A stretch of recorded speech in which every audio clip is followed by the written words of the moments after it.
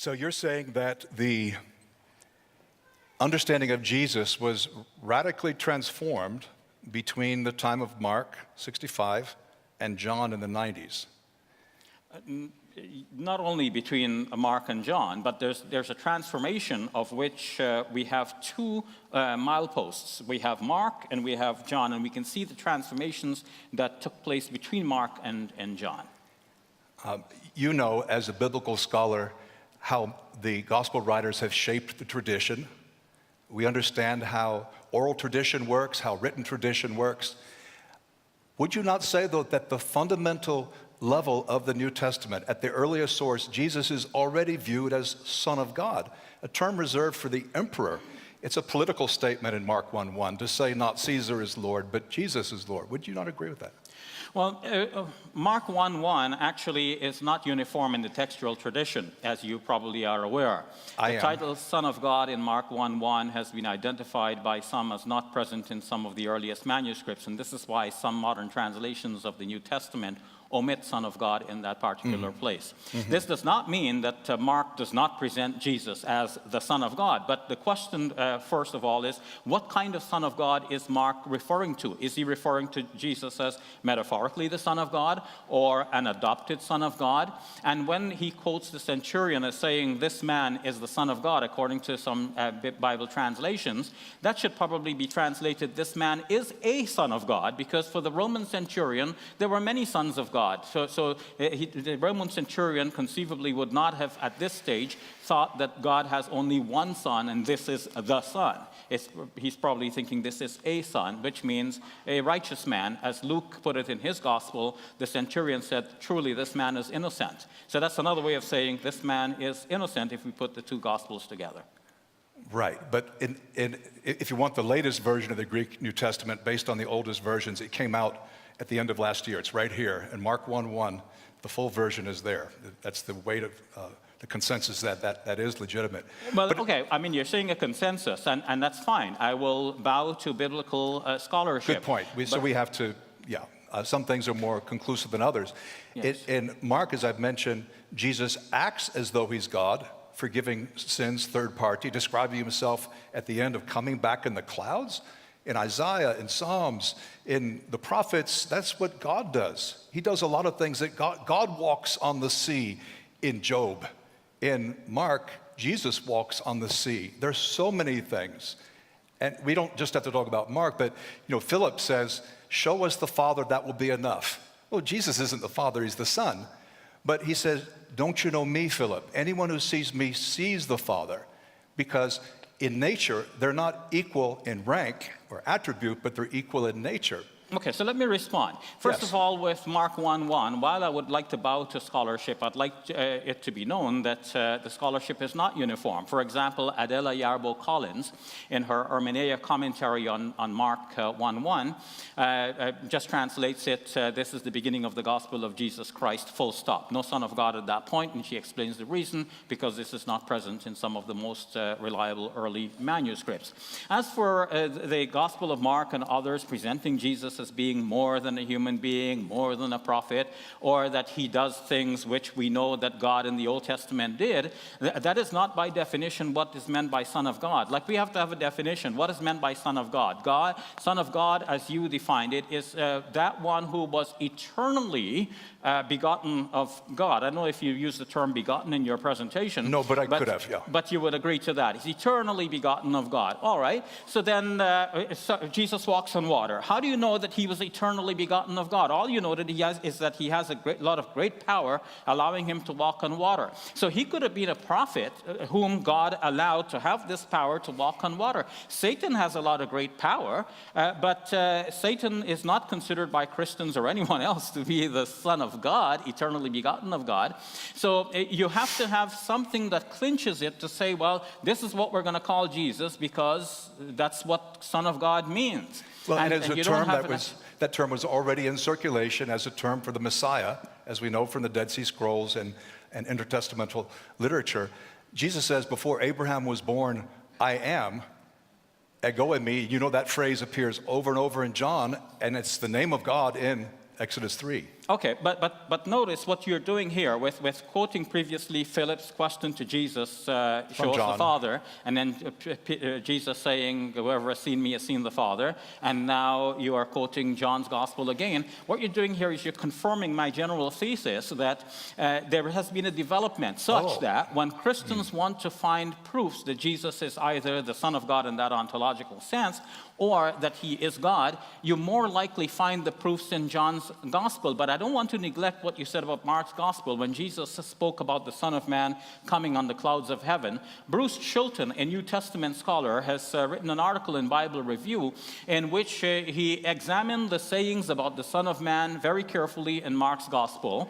And he says that sometimes Jesus is speaking to himself, about himself with that title, Son of Man. Yes, I'm aware. Sometimes Jesus is speaking about another figure to come in the future who will be somehow associated with Jesus, but it's not Jesus. So that great Son of Man who will come in the future in Mark's Gospel is not Jesus, according to Bruce Chilton. It's somebody else, because Jesus is always referring to that Son of Man in the third person.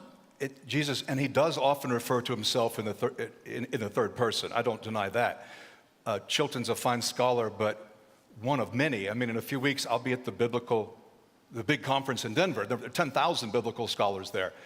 We can find a scholar here and there to back us up on one thing or another, but we need to learn from them as a whole, not just cherry pick our favorite scholar to back up our point. Jesus is presented as divine more in John than in Mark. I'll agree with that. I'm just saying he's presented as divine. It's not Caesar who is God and Savior, it's Jesus. And that's the way he's portrayed. And I would challenge anyone in the audience to read Mark's gospel and say, he's a prophet and he's not God's son. Yeah, but I take it you're asking me questions here, right? These are questions for me to respond to. Let me respond to that very quickly. Can I just interrupt and say... You can do anything. Are there questions? Because again, you will have the ability to ask Doug, and there will be some rebuttals. Yeah. So we do have just under 3 minutes left. Right. So let me, I want to make sure that all the questions are asked, and then you'll be able to ask these questions. Well, sure, Michelle, sure. that won't happen because I here, have four Doug, more here. let me respond to what you just said.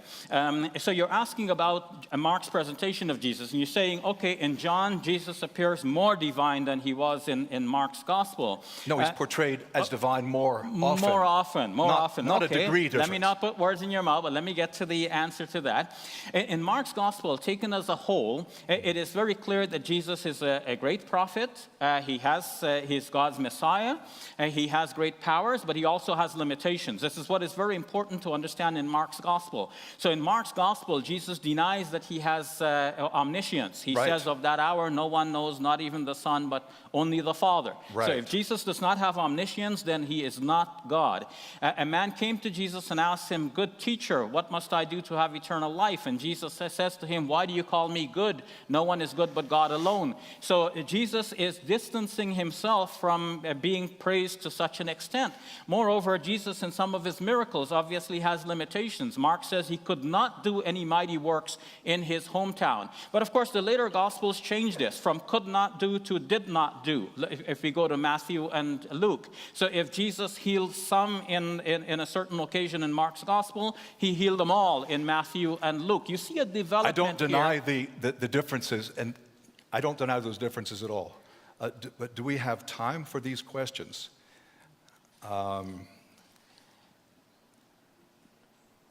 Let me give you one, because maybe we'll circle back with some of this material when we trade roles in a second. You have a minute and a half. In Islam, the Quran, by the majority of Islamic scholars, is considered to be eternal and uncreated, right? These are terms that came up in Muslim discussions in the medieval times. Yes. I don't want to revive those discussions now because I can't revive the discussion. I thought Miroslav Volf did a great job in his book, Allah, explaining where that came from. But unless I'm misrepresenting Muslims, the Quran is eternal and uncreated. So is Allah. I'm sorry, which book did you refer to? In Christianity, we have a Father, Son, and Spirit being eternal and uncreated. In Islam, you have the Quran joining Allah as eternal and uncreated. And were you referring to a book that discussed this? eternal uncreatedness of the Quran? Is that what you were referring to? No, you didn't. Okay. So I just Oh, want to no, make sure I heard mean, your question correctly. I was reading about a few, when Wolf's Yes. new book came out, I All read right. it there. Now, the difference is So you this, have Doug. two- Let me answer it very quickly because we only have half a minute remaining. The reason I don't want to get into this is that a lot of it is semantics. Like, what do you mean when you refer to the book of God? So some Muslims said it is eternal and uncreated because by the Quran, they meant the knowledge of God. And of course, God's knowledge is eternal and uncreated. Some who said that the Quran was created, they're referring to the physical object in our hands. And obviously, it's written on paper, which was created, with ink, which was created, and so on. So here, Muslims debated with each other without properly defining their terms. So it is a non-issue, really. So this doesn't perfectly match the Quran in heaven. If I had time, I would have answered you. I'll allow the answer.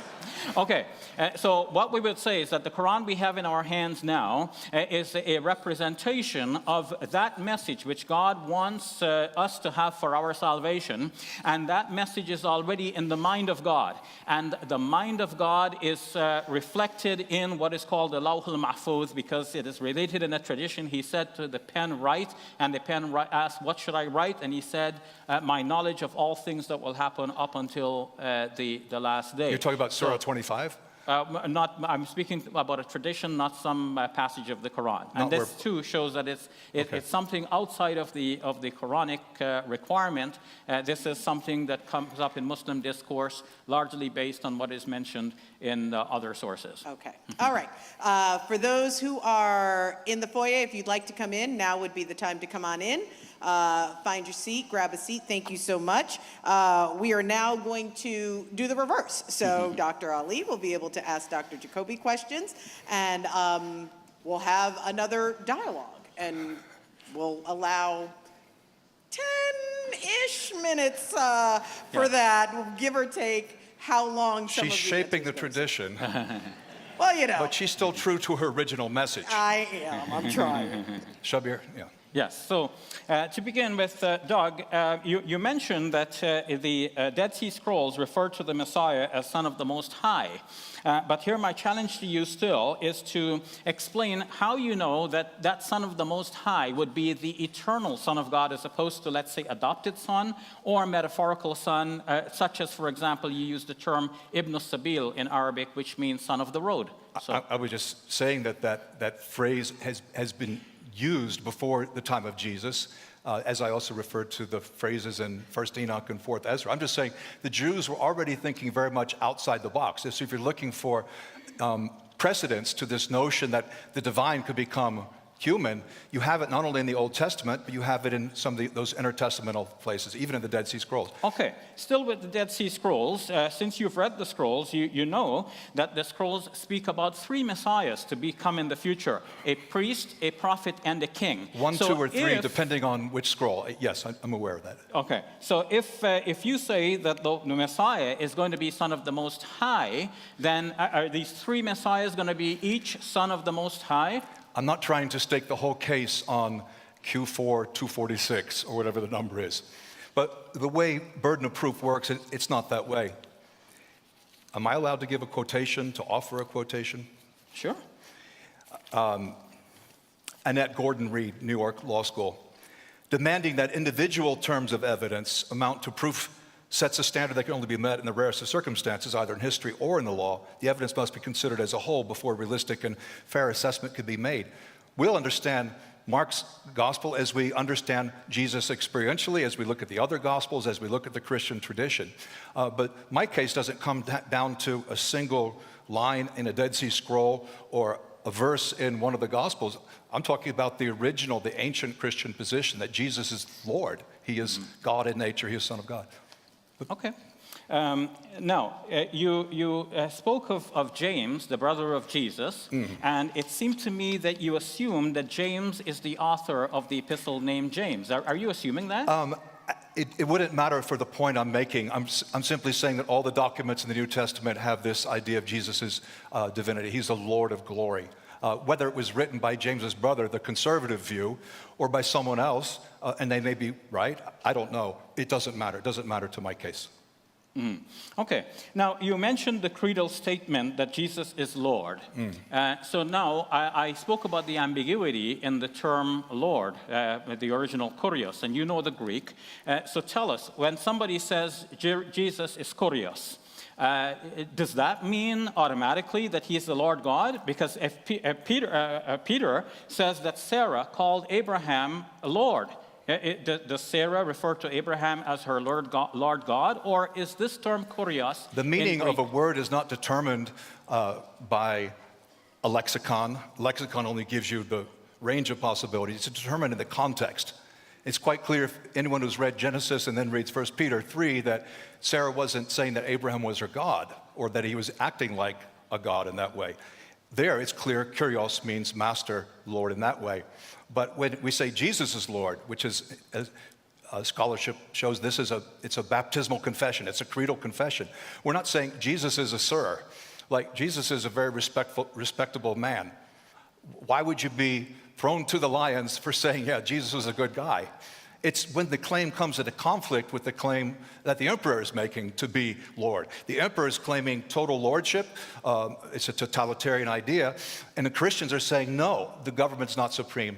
Jesus is Lord. And they're using the same word that their Old Testament uses for God. And so it's suggestive. It makes that connection. So we determine the meaning from the context and from the situation, not from what it means somewhere else. And as in any language, a word can mean different things. We have to ask how it's being used.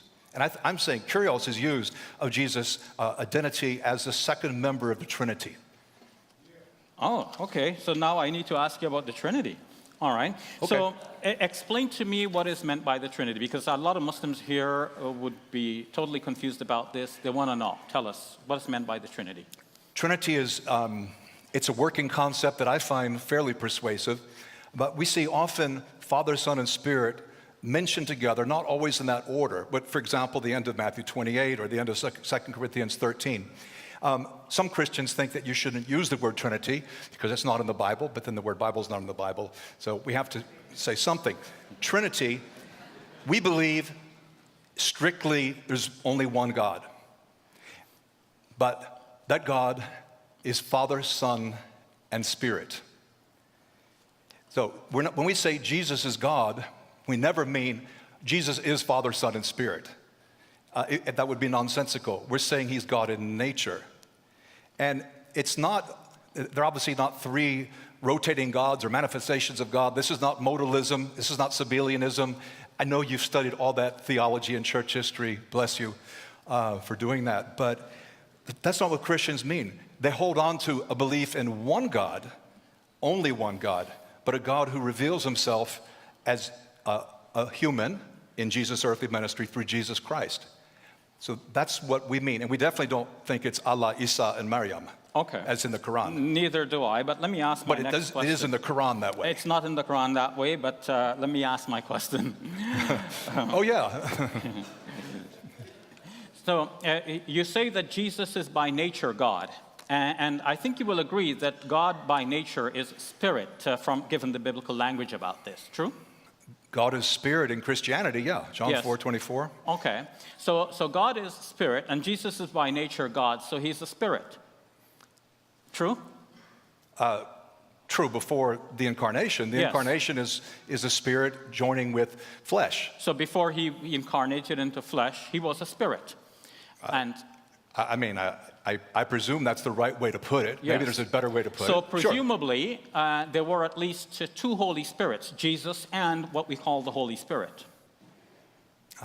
That's the language you're using is alien to biblical theology. No, but I don't think it would ever be put that way. We're not asking about... Because God is spirit. Yes.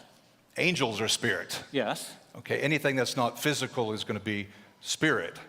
So I'm not sure that this is actually helping us. Yeah, but we're asking about, ultimately, there are obviously two Holy Spirits. We're not talking about lesser beings who are spirit beings, whether angels or devils, but we're asking now at the highest echelon, you have a trinity of divine persons.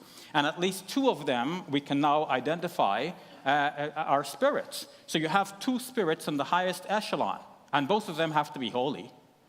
So you have two Holy Spirits. Well, the Father is holy too, so if you want to make it Now three you or have more, three. you can go right ahead. So you have three But Holy you're Spirits. moving, the Trinity is an analogy, and when you press an analogy at some point, it's going to break down. Yes, but then the question is, how did Christians come up with this analogy? Because you said that Jesus is the Son of God, not biologically, but analogically. So how did Christians come up with this way of saying it, such that it is so flaky that you press it a little bit, it breaks down? And not only at this one point, but if we keep going at this for hours, we will see that this is how it's going to go again and again. Like no matter how you press it, it's going to break. So how do you know that this is the correct way of speaking about God as a Trinity, as opposed to, for example, the simple way of saying there is only one God, he sent his Messiah, Jesus, he was a human being, a great one, a great messenger and prophet of God, but still a servant and messenger of God. Right, in the Yes. Quran, you have this Holy Spirit as well. You're asking me now. Okay. I'm just saying. Yes, the Quran speaks about the spirit of holiness, Ruh al-Qudus. Right, but I don't say, and so you've got two spirits, Allah, or is the Quran the spirit, or is it a, analog Quran? But you see, we don't have a problem with the spirit of holiness. There is some I think ambiguity in the Quran. We're playing with words here. God reveals himself through Jesus. Christians, monotheists, are trying to make sense of who Jesus is and what he's saying about his Father. And that's where Trinity comes, from an effort to understand Jesus' teaching and from our experience of the Trinity in our lives. Doug, the difference is that when we speak about there being only one God, and we say the Quran is his book, this is a revealed message for us, there's no confusion in our minds as to who is God and who is not. Whom do we pray to and whom do we not pray to? So when we say there is one God, that's never compromised by our ever uttering three. I was only saying that there's a precedent for having more than one eternal, uncreated entity in Islam itself. But I'm not asking about an eternal and uncreated entity. I'm asking about the highest echelon, which only belongs to God. Do you have three persons, and are the three each a spirit, each a Holy Spirit? And in that case, how does the Bible say there is only one Spirit? 1 times 1 times 1. Not Okay. 1 plus 1 plus 1. What about 1 times 1 times 1 times 1 times 1 times 1 ad infinitum? That would also be one, true? So you can have many Holy Spirits and still have one God.